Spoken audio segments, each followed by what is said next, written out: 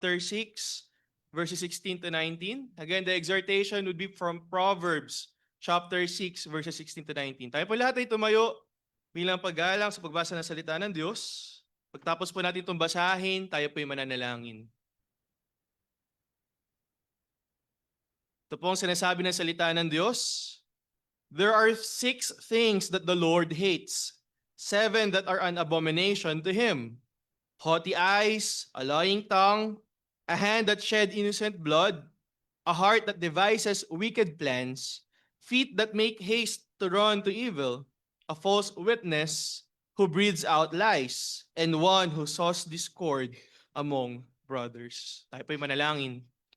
Manaming Diyos, kami po'y lumalapit sa iyo, sapagkat nalalaman namin na ikaw'y banal at makatuwiran at matuwid.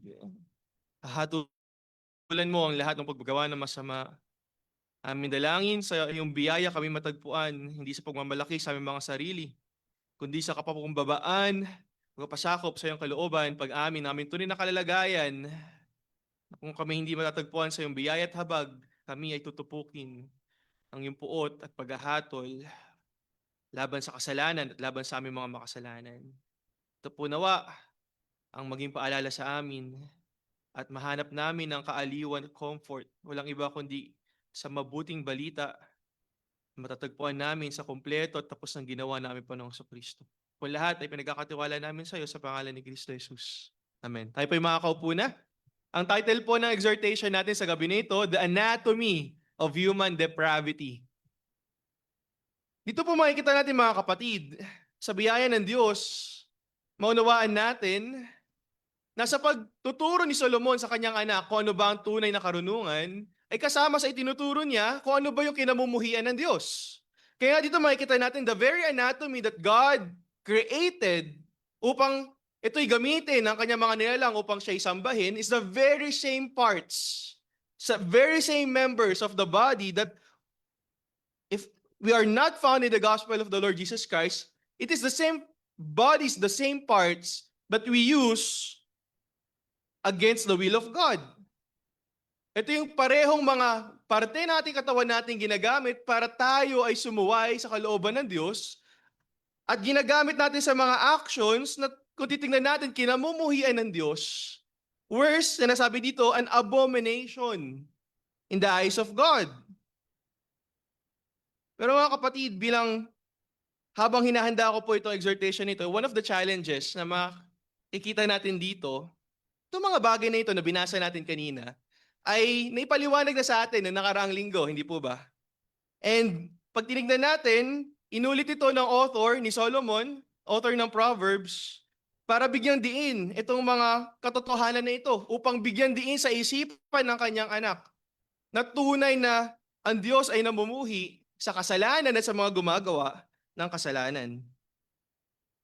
Pero magandang paalala sa atin na tayo lagi nakakalimot. Hindi po ba? Na kinakailangan ito'y paulit-ulit na banggitin sa ating isipan, paulit-ulit na dalhin sa ating atensyon upang tayo patuloy na mapaalalahanan na ito yung katotohanan. Ang gawain at ang mga gawi ng mga makasalanan, ng mga mapaggawa ng masama, ay nagpapakita ng kanilang tunay na pagkakakilanlan. Dalawa lang yan eh. Ikaw ba ay anak ng Diyos o ikaw ay anak ni Satanas? Madalas tayong na-offend pag sinasabihan na, ano ba yan, anak ni Satanas? Pero yun yung katotohanan. Pinapakita sa atin ng mga naunang verses yung karakter, yung katangian at tunay na pagkakakilanlan ng mga anak o tagasunod ni Satanas. O yung pangalan ng Diablo na ginagamit dito si Belial. At ito din yung patuloy na makikita natin sa pag-aaral natin sa hapon na ito. Yung kasamaan ng mga tagasunod ng mga hindi kumikilala sa tunay na Diyos. At nagpapakita lamang yun ng kanilang tunay na pagkakakilanlan kung kanino talaga sila nabibilang. Kaya mga kapatid, kung tayo ay hindi matatagpuan sa biyaya at sa habang ng Diyos, na ating matatanggap mula doon sa kompleto tapos ng ginawa ng Panginoong Kristo para sa atin, yung ating tagapamagitan sa Diyos Amang nasa langit, yung ating perpekto at dakilang saserdote na namamagitan para sa atin, makikita natin ang mga sarili na ginagawa at iniibig yung mga bagay na nakalista dito sa passage nito nating binasa. Kaya magandang paalala sa atin mga kapatid, sa hapon na ito, itong mga kataga na ito, na dahil ang Diyos sa kanyang biyaya at habag ay ipinag-isa tayo kay Kristo Jesus na siyang nagbayad sa ating mga kasalanan upang tayo tubusin mula rito at nag-iingat sa atin, nagligtas sa atin mula sa puot ng Diyos. Nararapat lamang ng ating tugon ay ating ipresenta ang ating mga sarili sa ating Diyos sa pagsunod sa Kanya para sa Kanyang kaluwalhatian at para sa kabutihan ng ating kapwa.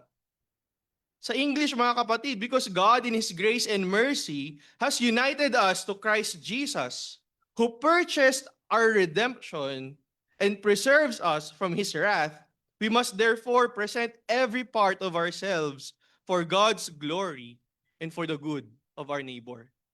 At nawa po ito yung katotohanan na makita natin habang isa-isa natin titingnan ang bawat talata dito po sa passage na binasa po natin. Dalawang bagay lamang po yung ating titingnan dito. Una, yung gravity of God's wrath, yung bigat ng puot ng Diyos. Makikita natin sa verse 16. At pangalawa, the depravity of man's will, yung pagiging makasalanan ng kalooban ng tao. In verses 7 to 19. So hindi na natin po ito papahabain, tignan natin yung ating unang bahagi, the gravity of God's wrath, yung bigat ng paghahatol ng Diyos dahil sa kanyang puot laban sa kasalanan at sa mga gumagawa ng kasalanan. Ito yung unang bagay na nais ipakita ni Solomon sa kanyang anak. Na ang tunay na katalinuhan, ang tunay na karunungan ay malaman ng kanyang anak na ang Diyos ay banal at ang Diyos ay hahatol sa lahat ng mga sumasalansang sa kanyang kalooban at lahat ng hindi ayon sa kanyang kabanalan. Kaya makikita natin dito mga kapatid in verse 16 kung gaano kaseryoso yung disposition ng Diyos laban sa kasalanan. At malinaw ang Biblia patungkol dito. Malinaw na itong itinuturo sa salita ng Diyos na kinamumuhian ng Diyos ang lahat ng uri ng kasalanan. Kaya hindi natin dito lalagyan ng kulay ang kasalanan na merong white lies, merong gantong kasalanan, may kasalanan na parang mas magaan kaysa sa iba. Of course, in ordinarily, may mga degree itong mga pagkakasala na ito. Pero sa mata ng Diyos, lahat ng klase ng kasalanan ay kamuhi-muhi sa kanyang paningin. Kaya tingnan natin itong verse 16 mga kapatid. Balikan natin to. Nagsimula si Solomon na bigyan ng overview, yung kanya sasabihin, dito sa maiksing talata natin binasa. Isang overview na nagpapakita ng kung ano ba yung pagtingin ng Diyos dito sa mga bagay na inilista ni Solomon. Mga kasalanan na kinamumuhian ng Diyos. Sabi niya dito, there are 6 things that the Lord hates, 7 that are an abomination to Him. Pero dapat maintindihan natin ito na hindi ito nagkamali lamang sa unang pagsulat, na parang sa isip natin, no?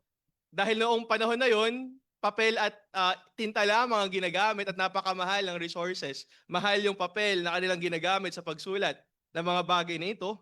Hindi to yung nagkamali si Solomon na inisip niya, binilang niya, 6, tapos may naalala siya, ay meron pa palang isa. So 6 things that the Lord hates, tapos pagdating sa pangalawa, 7 that are an abomination to Him. So hindi po ganun yung nangyari dito.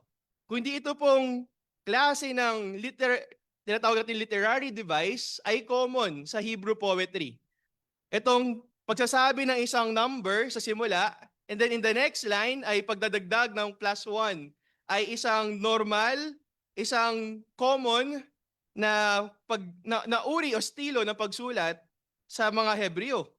Yung purpose nito ay hindi lang basta dalawang numero yung gamitin ay kung paano ginagawa ng mga, hindi ko maintindihan kung bakit ito ginagamit ng mga mas nakababatang generation kaysa sa atin. Pag gumanon na, alam nyo na yun, di ba?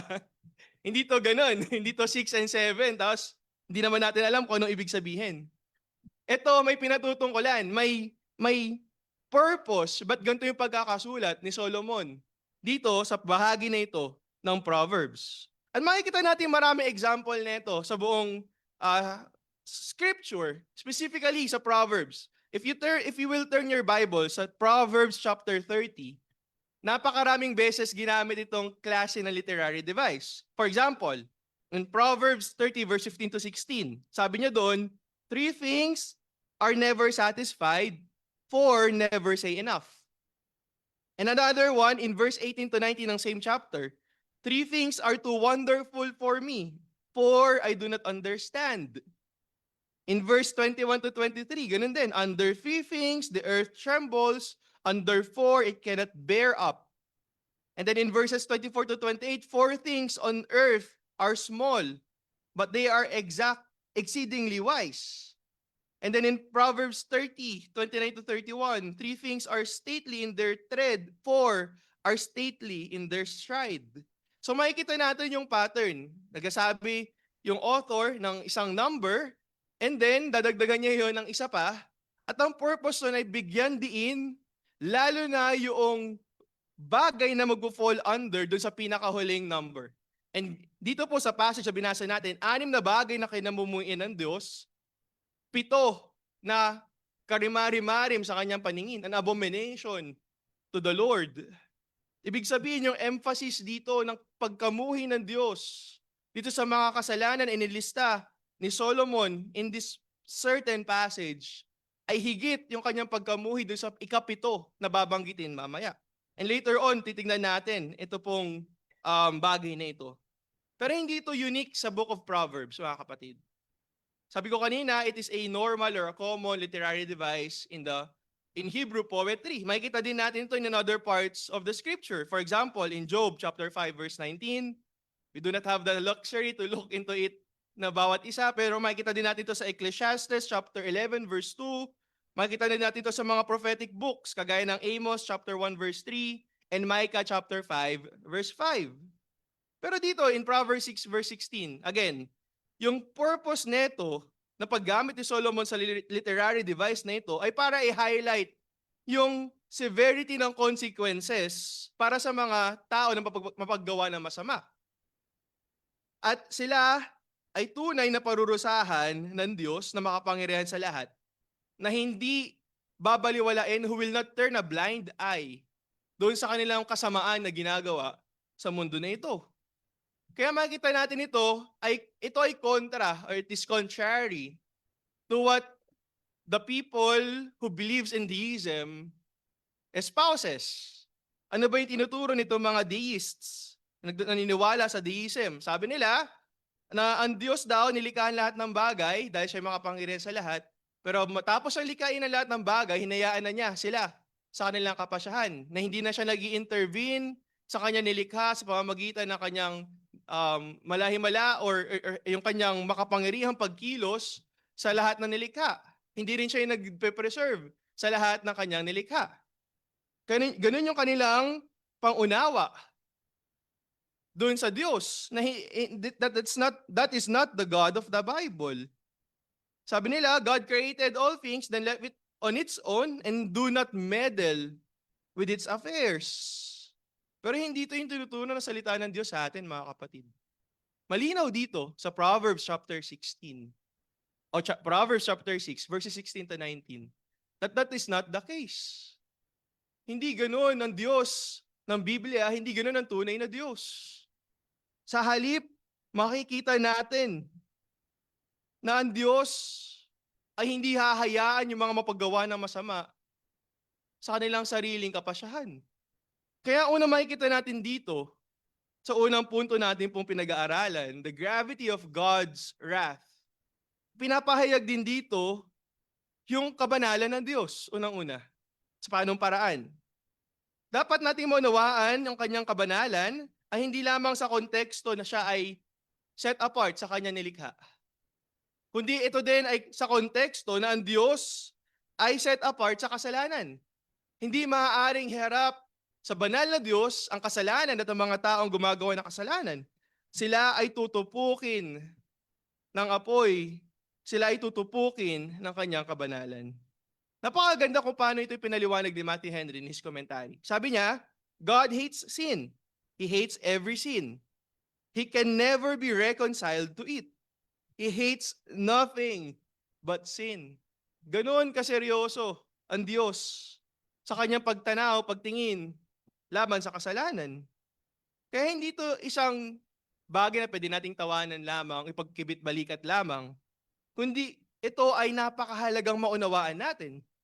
Sapagkat kung ano ang kinamumuhian ng Diyos, ang karimari-maring karumaldumal sa paningin ng Diyos, siguradong kanya itong tutupukin, kanyang parurusahan, kanyang sisirain, sapagkat ang Diyos ay banal. Ito'y malinaw na tinuturo in Proverbs chapter 16 verse 5. Sinasabi dito, everyone who is arrogant in heart is an abomination to the Lord. Be assured, he will not go unpunished. Hindi hahayaan ng Diyos na mapabayaan na lamang ang mga paggawa ng masama. Tunay na may kaparusahan para sa mga gumagawa ng mga masasamang gawain. At marami pang mga passages patungkol dito sa buong Biblia. Kaya naman mga kapatid, makikita natin dito yung kabanalan ng Diyos. At dahil ang Diyos ay banal at matuwid, makikita din natin yung kanyang matuwid na paghahatol sa mga mapaggawa ng kasalanan. Na hindi hahayaan ng Diyos na sila ay hindi maparusahan. The ways and the works of the followers, the children of the devil, the men of Belial, will not be left unpunished. Tunay na ito ay parurusahan ng Diyos. Kaya ganun na lamang yung bigat nito mga kapatid. Ganun na lamang ito kaseryoso na ito ay sinabi dito ni Solomon, hindi lamang isang beses. Sinabi niya may 6 na kinamumuhian ng Diyos. 7, sabi pa niya, ang karumari-marim sa kanyang paningin, an abomination, hindi katanggap-tanggap sa Diyos na banal at matuwid at makatuwiran sa kanyang paghahatol. Pero dito mga kapatid, makikita natin, ano ba yung gawa? Ano ba yung gawi? Ano ba yung lakarin ng mga gumagawa ng karumaldumal at mga evil things, evil works? Ano ba itong mga bagay na ito na kanilang ginagawa? Dito sa ating papagpatuloy ng ating pong pag-aaral, makikita natin, pinapahayag di lamang yung bigat ng paghahatol ng Diyos o yung puot ng Diyos laban sa kasalanan, pero pinapakita din dito yung pagiging makasalanan ng tao. And this leads us to our second and last point. Yung tingin niyo sa akin, last na talaga. This leads us to our second and last point. Walang iba kundi the depravity of man's will. Yung pagiging makasalanan ng tao. Again, mga kapatid, itong lahat, it is an reiteration of what has already been exhorted to us last Sunday. And we thank the Lord that napaka malinaw no pagkakapahayag sa atin ng salita ng Diyos. Pero tingnan natin ito isa-isa. Kung ano itong mga bagay na kinamumuhian ng banal na Diyos at Panginoon, mga bagay na kanyang, the things that He detests, He abhors, the things that are abominable in His eyes. Unang bagay na makikita natin dito, yung tinatawag na haughty eyes, o yung mapagmataas na tingin sa sarili. Literally, pag sa Hebrew natin ito titingnan, literal na high eyes. Hindi yung matay na parang high. Nakikita natin dyan sa mga kanto. Kapag lumigo ka dyan sa kanto na yan, papunta doon na doon marami. Pero yung pinapakita dito ay yung isang tao na mataas ang tingin sa kanyang sarili. Isang tao na namumuhay sa pagmamataas, sa pagmamalaki. Yung mas common na term na ginagamit natin, sa kayabangan, sa pagyayabang. At hindi lang ito basta pagyayabang na mataas ang kanyang tingin sa kanyang sarili, kundi ito din yung tao na mababa ang tingin sa kanyang kapwa o minamaliit yung kanyang kapwa. Sinisimbolize nito yung tao na ang kanyang puso ay puno ng pagmamataas, ng self-importance, yung term na madalas ating naririnig dahil sa rise ng social media, hindi ba? Yung pagpapahalaga sa sarili, yung parang ikaw lagi yung main character. Pagpasok mo doon, stop the meaning of this, ako muna. At hindi lamang yun, yung mas matindi, yung contempt for others.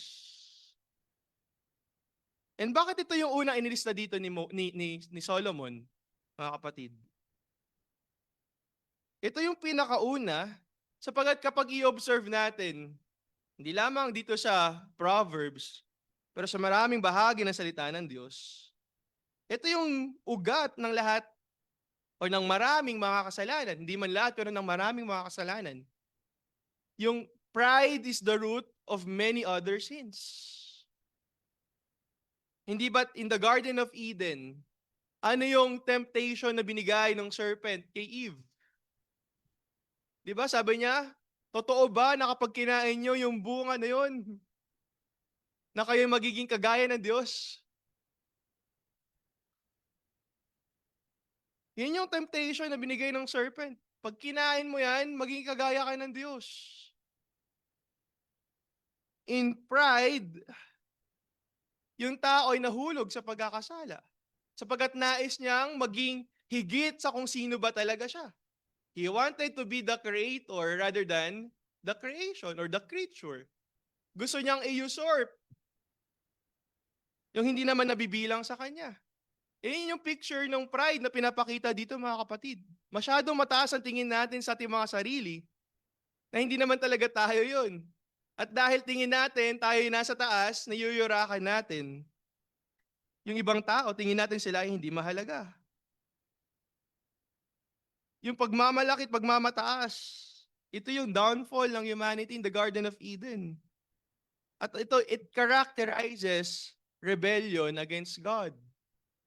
Ito yung nagpapakita ng pagre-rebelde laban sa Diyos. Hindi lamang yun, it gives rise to deceit, oppression, strife, and other sins that is mentioned in this passage. Kaya makikita natin dito, mga kapatid, dito sa unang bagay na binanggit ni Solomon, ang isang taong mapagmalaki, mapagmataas, iniisip niya na siya ay mas magaling pa sa Diyos. Saan natin ito nakikita? Sa maraming bagay. Pero isa sa mga konkretong example natin, maging sa ating pagsamba, di ba? Gusto natin parang tulungan ng Diyos.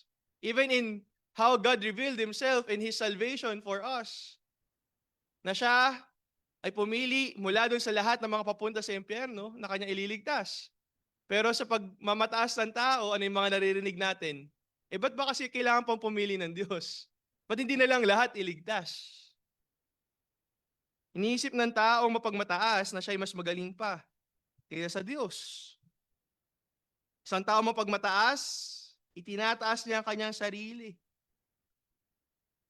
Imbis na maging lingkod ng lahat, gusto niya siya yung pinaglilingkuran.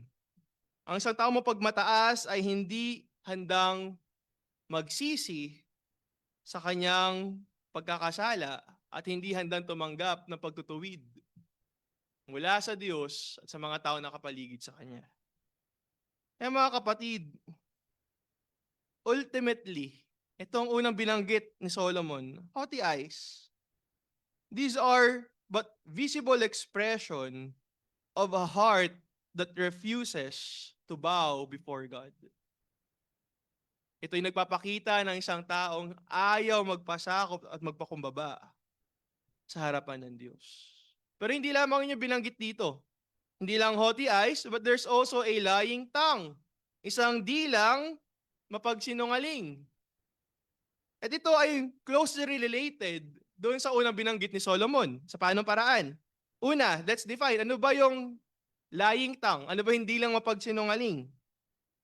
Yung lying tongue na binabanggit dito ni Solomon, hindi lang basta siya ay nagsasabi ng hindi katotohanan, o minsan ay hindi niya sinasadyang magsabi ng hindi katotohanan, pero yung lying tongue dito, it involves intentional falsehood. Sinasadya niya magsinungaling, magsabi ng mga bagay na hindi naman totoo, gumagamit siya ng mga salita na salungat sa katotohanan. At ang kanyang end goal in mind, ang kanyang purpose, ay para manlin lang ng kanyang kapwa. So hindi lang to basta sinabihan mo na, pogi mo naman. Or kaya parang pumapayat ka kahit contrary to that naman. Pero ito ay mayroong agenda. At ang agenda niya ay linlangin ang kanyang kapwa para saan? Para sa kanyang sariling kapakinabangan. Ang isang taong mapagmataas, 'di ba? Nakamit na kayo ng tao na siya yung laging bida sa kanyang storya. Tapos, kahit hindi naman totoo, gumagawa siya ng sarili niyang mundo. Hindi ako din, naakyat ko na din yung Mount Everest eh. 3 beses pa nga. At para mapanindigan niya yung kanyang pagmamataas, ano yung kanyang magiging tool para ma-maintain yun? Pagsisinungaling. Paniniwalain niya una ang kanyang sarili na siya nga ay tunay na gano'n sa kanyang pagmamataas at paniniwalain niya, lilinlangin niya yung kanyang mga kapwa, yung mga tao na sa paligid sa kanya. Para isipin nila na oo nga, totoo nga. Marami pagkakataon na minsan kapag may altercation sa daan, no, may magpapakilala, hindi, kilala ko nga yung may-ari niyan. O kaya, kilala ko si Mayor. Kahit di naman niya talaga kilala. Tapos magsisinungaling siya para lamang ipakita na superior siya kaysa doon sa kanyang nakakaalitan. Kaya closely related itong dalawa. Yung pagiging mapagmataas at pagsisinungaling, ito yung magkakambal dito sa pagpapahayag ng salita ng Diyos in Proverbs chapter 6 verses 16 hanggang 19. Kaya nga, makikita natin dito, kinamumuhian ito ng Diyos. Bakit? Sapagkat ang Diyos ay Diyos ng katotohanan. Hindi po ba?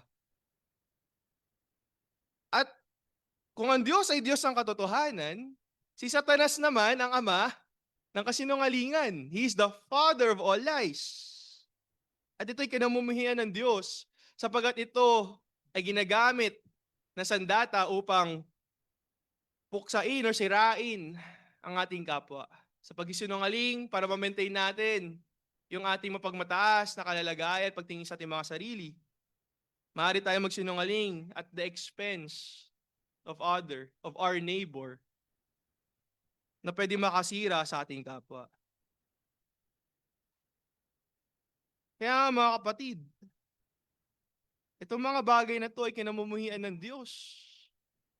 Pero may mas malala pa dito. Ano yung sumunod na sinabi dito ni Solomon? Hindi lang mapagmataas at nagsisinungaling, kundi siya din ay may mga kamay na nagtitigis ng dugo ng mga inosente. Itong expression na ito primarily pertains to murder. Walang awang pagpaslang, pagkitil, pagkuha ng buhay. Pagpatay sa isang tao na wala namang ginawa para i-deserve yung kamatayan na yun.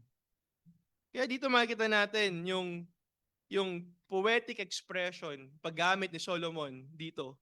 Mga kamay na nagsisimbolismo ng action o yung gawa ng mga tao na ito, yung pagtigis ng dugo, papakita ng tunay na pagpatay, at yung innocent blood na nagbibigay diin na yung mga biktima ng mga tao nito, ng mga mapagawa na masama, they are guiltless and undeserving of such treatment. Sabi ni Matthew Henry sa kanyang commentary dito, the devil was, from the beginning, a liar and a murderer. We can find that in John chapter 8 verse 44. At dinugtong niya, and therefore, as a lying tongue, so hence that shed innocent blood are hateful to God, because they have in them the devil's image and do him service. Kung paano magkakambal yung pagiging mapagmataas at pagsisinungaling, magkakambal din ang pagsisinungaling at pagpaslang o yung murder na kinamumuhian ng Diyos. Sapagkat ito yung pagkakakilanlan ng Diablo. Ni Belial kung paano ito'y ginamit dito sa Proverbs chapter 6. Pero hindi lang mga kamay na gumagawa ng kasamaan ng kinamumuhian ng Diyos, maging ng puso na nagpaplano ng kasamaan. A heart that devises wicked plans. Pag tinignan po natin yung Hebrew poetry or literature, madalas gamitin yung heart not to pertain to emotions, kung paano natin ito naintindihan ngayon. Di ba kapag nakita natin puso, inisip natin, ang symbolism nun ay emotions. Yung pagmamahal, or joy, pag itim yung puso, yung heart shape, di ba? Inisip natin, ano yun, puot or galit. Pero sa Hebrew literature, sa Biblia, ang paggamit ng salitang puso ay nagpapatungkol doon sa pagkaisipan ng tao, yung kanyang pagpaplano, yung kanyang mga naisin na gawin. It is the center of man's will, of man's thinking, of man's planning, of man's desiring, and not merely emotions. Kaya dito, makikita natin, nung sinabing isang puso na nagpaplano, a heart that devises wicked plans, makikita natin dito yung katotohanan na yung isang puso na nag-iimbento, nag-iisip. Di ba kung pag naubos na niya lahat ng kasamaan sa mundo, hindi siya masasapat doon. Iisip siya paano pa makakagawa na masigit na kasamaan. And intentional itong pinaplano. Hindi ito yung basta nagawa lang na, ay, hindi ko sinasadya. Pinagpaplanuhan ng puso. At hindi lamang basta kung anong plano, kundi masasamang plano ang ginagawa ng mga tao tagasunod ni Satanas. These are the thoughts, the schemes designed, itong wicked plans. These are schemes designed to accomplish evil. Its purpose is to harm others, to promote injustice, to rebel against God's will. Yun yung pinaplano sa puso ng mga taong mapagawa ng masama. Kaya nga yung description dito sa kanya, siya ay merong isipan na hindi tumitigil sa pagpaplano, pag-iisip ng paano siya magkakasala at kung paano siya magte-take pleasure sa pagdisenyo ng mga bagay na laban sa kalooban ng Diyos. Mga bagay na masama na maaari niyang isakatuparan. Yun yung description dito. A mind that actively plots sin and takes pleasure in designing ways to accomplish evil. Hindi lang to yung ano kayang masamang pwedeng gawin ngayong araw na to. Yung parang walang magawang mabuti sa kanyang oras. No? Ano kayang magandang kasalanan gawin ngayon? Tapos walang guilt, walang fear of the judgment of God. But he takes delight, he takes pleasure in doing it in his mind.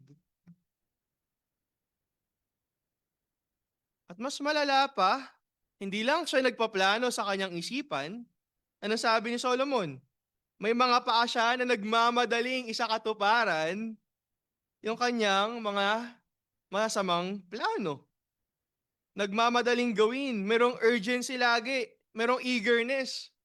Kapag sinabing, tara, punta tayo sa church, hindi, wala akong time eh. Hindi, may gagawin pa ako. Tara, sama ka sa namin, sa Bible study. Hindi, sa inyo na lang yan, tapos na ako dyan. Pero kapag sa paggawa na masama, tara, doon tayo sa lustahin natin. Yung 10K mo, gawin nating 500. Napakabilis. Doon tayo sa maraming manok, sa stadium, sa Colosseum. Napakabibilis. Sa mga bagay na masama ay nagmamadali ang kanilang mga paa. Nagmamadaling isakatuparan yung mga pagkakasala ang kanilang naiisipan sa kanilang mga isipan.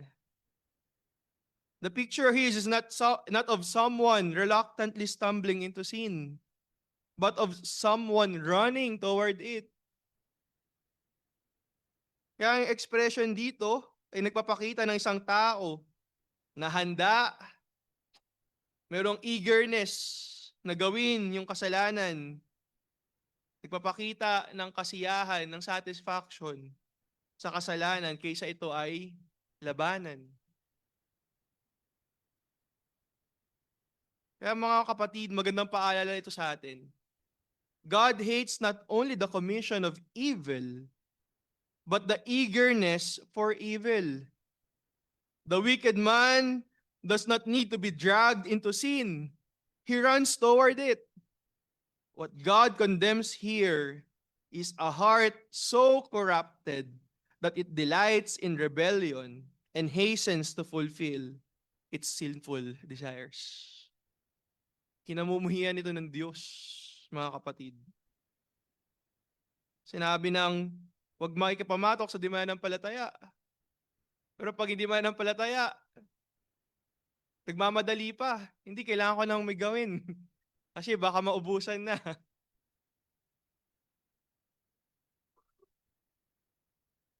Nalalaman na kung ano yung mabuti, hindi siyang ginagawa.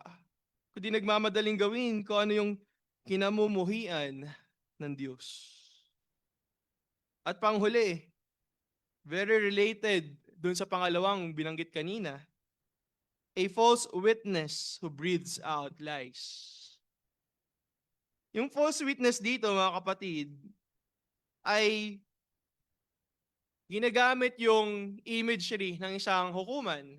Kung saan kapag mayroong inaakusahan, may tinatawag na mga saksi, mga witnesses dun sa crime, hindi po ba?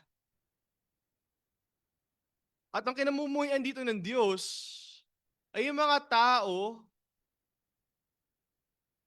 na nagte-testify sa kanilang nakita o sa kanilang nalalaman, pero hindi ayon sa katotohanan. A false witness deliberately misrepresents the truth. Sinasadya na hindi sabihin yung katotohanan, either contrary dun sa katotohanan o nagsasabi ng half-truths. Hindi buong katotohanan yung kanilang ipinapahayag. At maaari ito makita sa pagsisinungaling sa korte, pagbibigay ng false accusation laban sa kapwa, paninirang puri, slander, defamation, and misrepresenting facts to the damage of other person's reputation. Hindi na tayo kailangan lumayo pa.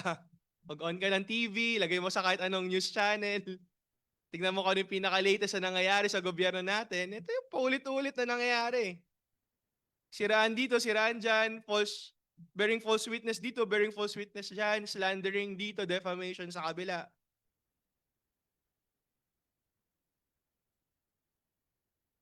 Magkakampi ngayon, magkalaban bukas. Makikita din natin yan sa ating kapaligiran. Sa mga tao na nakakasalamuhan natin araw-araw.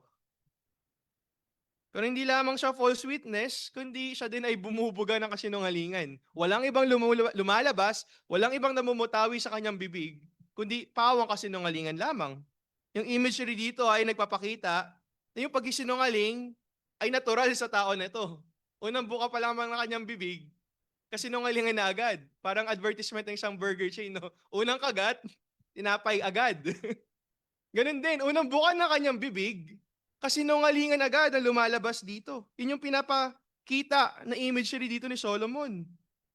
At yung emphasis dito ay hindi yung paminsan-minsan na pagsisinungaling, kundi meron siyang habitual pattern ng panlilinlang ng kanyang kapwa. Para saan? Para sa kanyang kapakinabangan at para sa kasiraan ng kanyang kapwa. Pero dito maaari nating matanong, ano yung kaibahan ng lying tongue dito sa false witness who breathes out lie? Maraming mga commentators ay naintindihan ito na itong pangalawa ay mas specific at mas mabigat kaysa doon sa naunang nabanggit.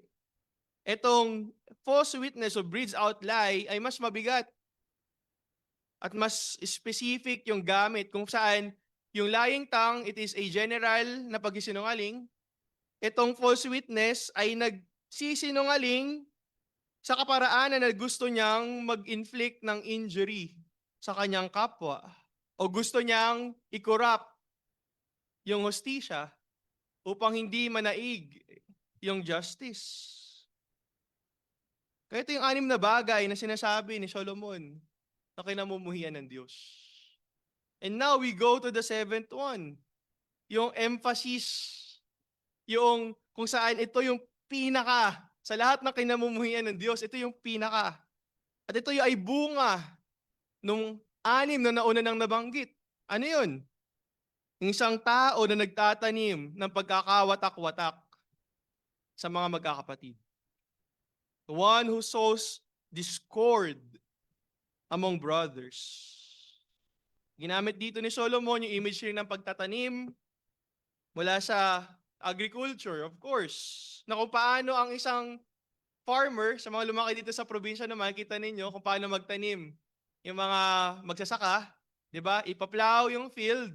At kapag handa na itong taniman, ma, um, sa yung imagery na ginagamit dito, hindi kagaya sa atin na yung palay tinatanim isa-isa. Kundi yung imagery dito, in-scatter yung seed doon sa matabang lupa. Ihagis. And this is not stranger itong imagery na to sa atin. Ito yung same imagery na ginamit ng Panginoong Kristo to tell the parable of the sower, hindi po ba? Naghahasik ng binhi at ito'y tumutubo, ito'y mga pumatak sa iba't ibang klase ng lupa, iba sa mabato, ang iba ay sa daanan, ang iba ay sa may mga damo at dawag, at iba, ang isa naman ay sa matabang lupa. So ito yung ito yung word picture, ito yung imagery na ginagamit dito. Isang magsasaka na naghahagis, naghahasik ng mga buto sa kanyang lupain at nag-expect, naghihintay ng ani pagdating ng oras sa pag-aani. Itong tao na nagtatanim ng pagkakawatak-watak, hindi niya sinasabi na, uy, awayin mo yung kabila. Hindi ganoon. Kundi yung imagery dito, nagtatanim siya unti-unti ng mga salita, ng mga bali-balita, usap-usapan, ng mga paratang, ng mga hinuha, mga suspicions, mga bagay that another person will take offense of. At ine-expect niya sa pamamagitan ng kanyang unti-unti pagtatanim ng kanyang mga kasinungalingan, ito ay magdudulot ng conflict at ito ay lalago pag yung conflict na diligan at tumubo, ito ay magiresulta ng pagkakawatak-watak o division among the brothers. Ito yung imagery na ginagamit dito. Hindi ito isang bagsakan na hindi ganun kumilos si Satanas at ang kanyang mga tagasunod, the men of Belial. Kundi unti-unti tinatanim yung kasinungalingan hanggang sa ito'y tumubo sa pagkakawatak-watak.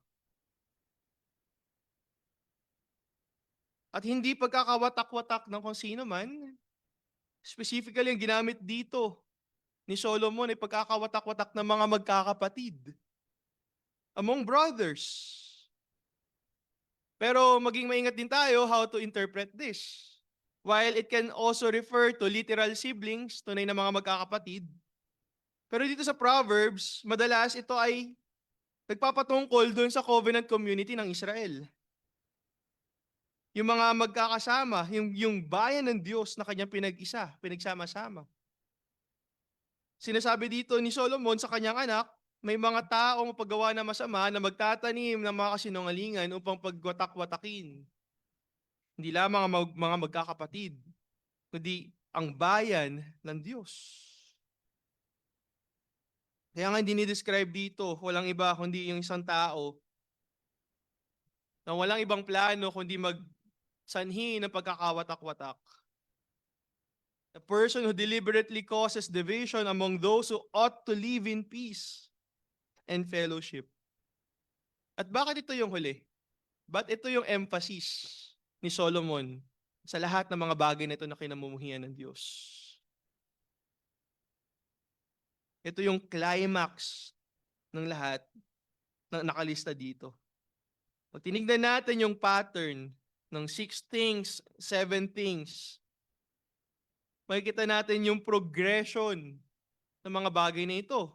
Mula sa isang mapagmalaking puso, patungo doon sa isang mapagsinungaling na bibig, sa isang bayolenteng mga kamay, sa isang puso na nagpaplano ng kasamaan, at mga paa na nagmamadaling gumawa ng kasalanan at kasamaan.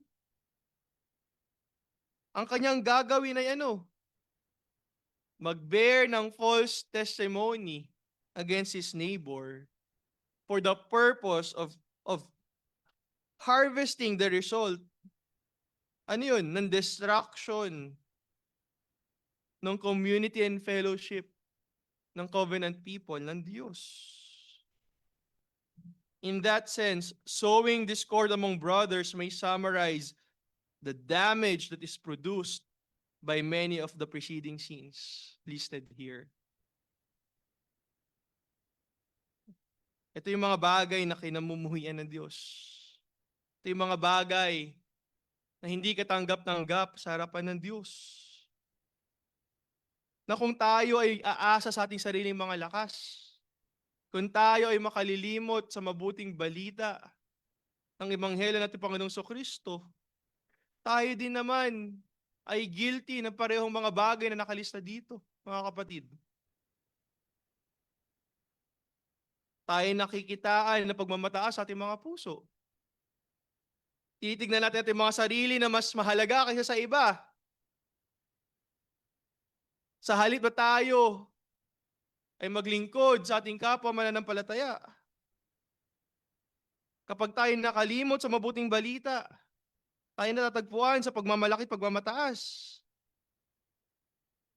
And to maintain that pride, that prideful stance that we have, we lie to others. Nagsisinungaling tayo sa ating mga sarili at sa ating kahangalan, tingin natin na madadaya natin ng Diyos, nagsisinungaling tayo laban sa Diyos. Nagsisinungaling tayo laban sa ating kapwa. Karahasan ang natatagpuan sa ating mga kamay. Hindi man tayo literal na pumapatay ng ating kapwa, nagtitigis ang dugo. Pero sa ating kaisipan, ganun lang tayo kahanda na mag-inflict ng damage against our neighbor. We may not be killing them physically, but in our minds, we do.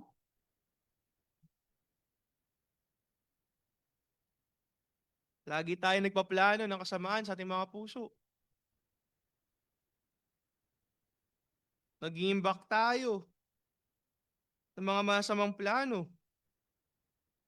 At ganoon lang tayo kahanda na gawin ito. And we are confronted by a brother or sister in the Lord of our sins, if not for the gospel, kung hindi tayo mapapaalalahanan ng mabuting balita, ano yung gagawin natin? We will bear false testimony. Hindi natin naaminin, sa halip, itatanggi natin, gagawa tayo ng sarili nating istorya, pagtatakpan natin yung ating pagkakasala.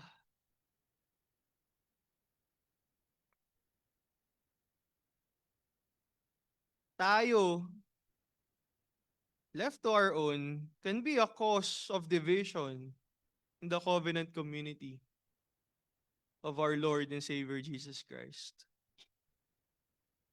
Pero mga kapatid,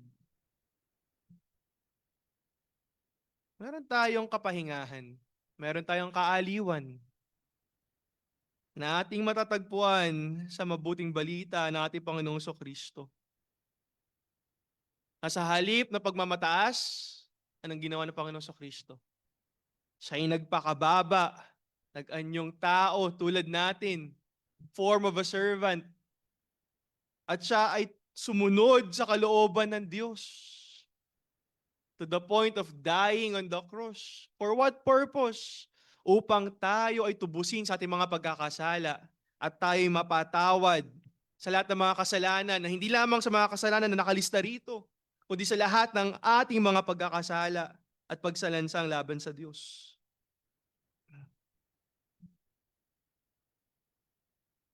Hindi lamang yun.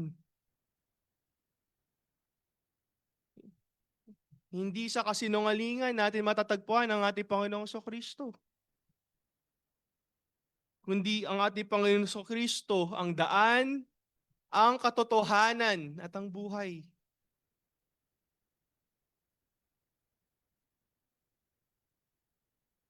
Hindi sa pagpaslang natin siya matatagpuan.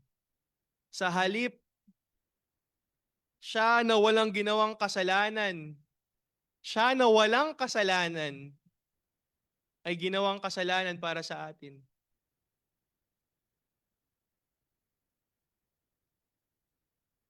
Siya ay inakusahan, pinaratangan ng mga bagay na hindi naman totoo. Siya ay nagtigis ng kanyang dugo sa krus ng Kalbaryo. His innocent blood was shed on the cross of Calvary, like a lamb that was slaughtered to be a sacrifice, a propitiation for our sins. Instead of devising evil schemes, he obeyed the will of God the Father. And he is eager to do it. Ang sabi ng Panginoon sa Kristo sa kanyang panalangin in the Garden of Gethsemane, if it is possible, let this cup pass me. Pero ano sabi ng Panginoon sa Kristo after that? But not my will, but your will be done. Instead of being a false witness breathing lies, he bears witness to the truth. He suffered false testimonies from the enemies of God, accusing him of uprising against the Roman government, accusing him of all kinds of things. He endured all those things for our sake. And lastly, mga kapatid, he never sowed discord. Instead, he united us all. We who are called by God's sovereign election, we are united, reconciled to God, our Father, united with Jesus Christ, our elder brother, and are united in one family, in one body, in which Christ himself is the head. He united us to his church. He united us to himself, mga kapatid. Kaya mga kapatid, for this reason, sa tuwing iniisip natin itong mga bagay na kinamumuhian ng Diyos, hindi tayo mag-resort sa ating sariling listahan ng mga mabubuting gawa, 7 moral values that we need to live out in order to cancel out yung 7 abomination of God, or 7 abomination in the sight of God, in order for us to escape God's wrath. The solution, brothers and sisters, the solution is not merely behavior modification, but a new heart, which God has promised in Ezekiel chapter 23, verse 26. Ano sabi ng Diyos? That I will give them a new heart and a new spirit. And through our union with Christ, we who are believers in Christ are being transformed so that instead of devising wicked plans, we learn to meditate on what is true, on what is good, and what is pleasing to God. Kaya naman napakalinaw ng sinasabi ng Apostol Pablo sa 2 Corinthians 5:17, therefore, if anyone is in Christ, he is a new creation. The old has passed away. Behold, the new has come. The solution is not moral modification, behavior modification. Hindi to 5 steps to being a better Christian, 7 steps to being a better you. Ang ating natatanging kinakailangan ay walang iba kundi tayo ay mapabilang kay Kristo Jesus. At bakit napakahalaga na tayo mapabilang kay Kristo Jesus? Sapagkat kay Kristo Jesus lamang may kapatawaran ng mga kasalanan na nakalista dito. Kay Kristo Jesus lamang mayroong kalinisan, paglilinis sa atin mula sa mga bagay na ito. Kay Kristo Jesus lamang may kapatawaran sa puot ng Diyos laban sa mga kasalanan na nakalista dito. At kay Kristo Jesus lamang na tayo ay mayroong mapagpasalamat na pagsunod sa kalooban ng Diyos salungat sa mga bagay na nakalista. Sa 7 bagay na ito na kinamumuhian ng Diyos. Through our union with Christ, we are no longer children of Belial, but we are reconciled to the Father, our Father, to receive not His wrath, but the wealth of the riches of the benefits of Christ Jesus, which He has procured for us and for our salvation. Kaya napakaganda ng pagkapatuloy na sinabi ni Paul in 2 Corinthians chapter 5. In verse 18 to 21, basahin po natin. All this is from God, who through Christ reconciled us to Himself and gave us the ministry of reconciliation. That is, in Christ, God was reconciling the world to Himself, not counting their trespasses against them, and entrusting to us the message of reconciliation. Therefore, we are ambassadors for Christ, God making His appeal through us. We implore you, on behalf of Christ, be reconciled to God. For our sake, He made Him to be sin who knew no sin, so that in Him we might become the righteousness of God. Kaya wala tayong ibang mapagpasalamat at tugod, mga kapatid. Tayo na mga tunay na kabilang kay Kristo Jesus. Kundi tayo ay mapagpasalamat na maging bahagi, hindi na pagkakawatak-watak, hindi na pagkakaisa ng mga magkakapatid, mga kapwa, tagatanggap ng biyaya ng Diyos kay Kristo Jesus. The answer, as I conclude, the answer to the 7 abominations is not self-improvement, but union with Christ, who equips His people with His armor to stand against sin, to stand against Satan, and to stand against the world. Tayo na nakapag-isa na kay Kristo Jesus ay tinatawag ng Diyos sa pagpapakumbaba at paglilingkod sa bawat isa. Walang sino man sa atin ang dapat magmalaki at mag-isip na siya ay mas higit sa kanyang tunay na kanyang kinalalagyan. Bilang bahagi ng application nito, mga kapatid, ito'y panawagan din sa mga nag-aspire na maging office bearers ng iglesia lokal na ito. Maging maingat na paalala ito para sa bawat isa, lalo na sa mga nag-aspire to be office bearers. The offices of the church is not a position of power nor of prestige, but a calling towards servitude and selflessness.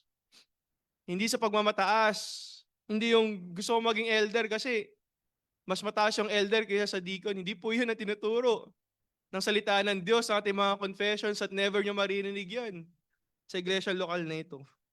Sa halip, naisin natin yung offices in the church for the purpose of serving one another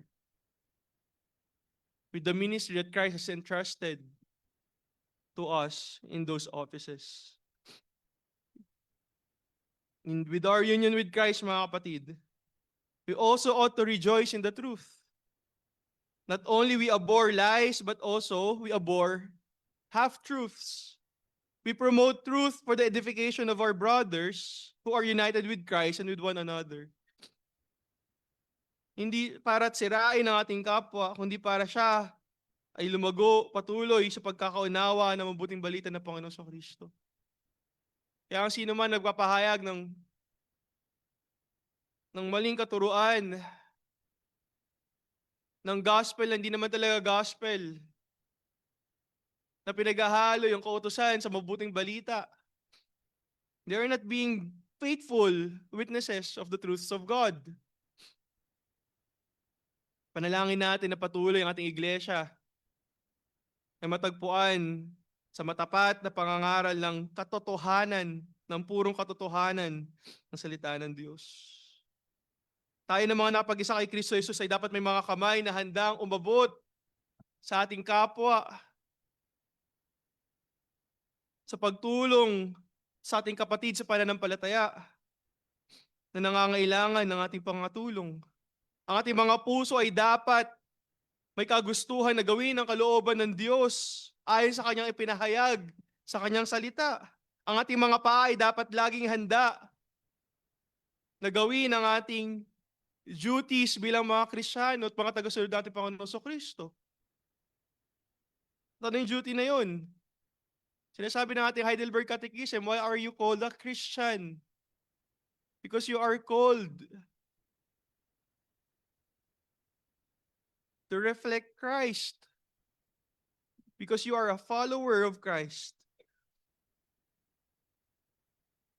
Sa pamamagitan natin pakipag-isa kay Kristo Jesus, tayo na ngayon ay mga tapat na saksi ng mabuting balita ng ating Panginoong Kristo sa isang mundo na ito'y kinamumuhian. Because of our union with Christ, we are now witnesses to the gospel, to a world that denies it and its power. Kaya mga kapatid, huwag natin ikahiya ng ating pananampalatayang pinangahawakan, ating pananampalatayang pinahayag na tayo naging kabilang na miyembro ng lokal iglesia na ito. Pananampalataya na patuloy nating naririnig, tinuturo't pinapahayag sa atin. Huwag natin ito ikahiya, sa halip tayo maging saksi, tayo maging tagapagpahayag ng mabuting balita na ito. Sa ating tahanan, sa ating eskwelahan, sa ating komunidad, sa ating trabaho, pinagtatrabahuhan, sa mga tao na nakakasalamuhan natin.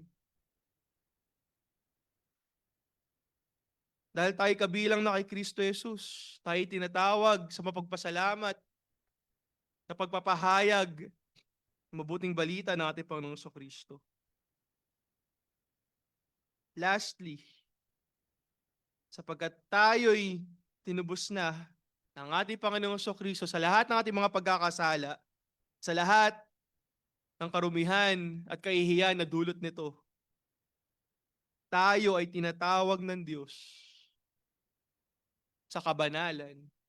Tayo na mga ipinag-isa na ng Diyos kay Kristo Jesus, na ating Panginoon tagapagligtas, ating tagapamagitan, ating punong pari.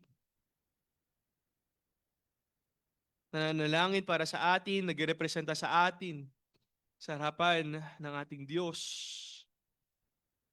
na ating matatawag na Ama dahil sa ministeryo ni Kristo Jesus para sa atin. The anatomy of human depravity can only be answered by our union with our gracious Savior Lord, Jesus Christ. Kaya mga kapatid, again, let this be a reminder for us, because God, in His grace and mercy, has united us to Christ Jesus, who purchased our redemption and preserves us from His wrath. We must therefore present every part of ourselves for God's glory and for the good of our neighbor. Let us pray. Amin namin Diyos, salamat sa patuloy na paalala mo sa amin